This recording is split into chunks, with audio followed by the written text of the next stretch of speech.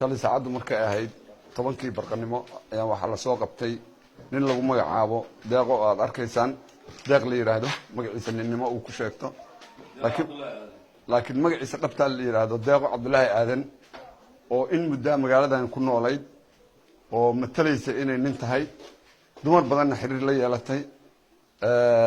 sida aragtaan hubaysan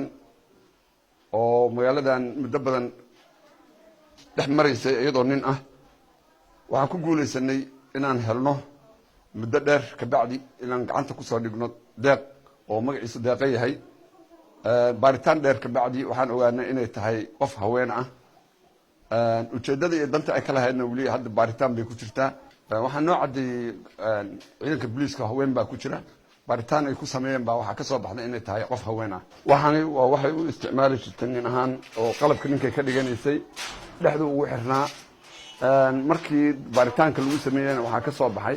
in waxaan ay nin ahaan u isticmaalaysay iyadoo waa su'aali kartaan inay dumar tahay aniga hadda af joogo lama adeega iyada baa joogtaa inta liigu soo eedeeyay waa ay jidha dumar baana qofka waxaan u watay dukaan baa leeyahay dukaankan ku waardiyaysto meel koondara ah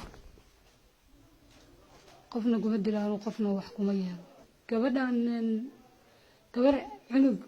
iyo ayadoo nafteeda halidaysa baan gurigeyga keenaan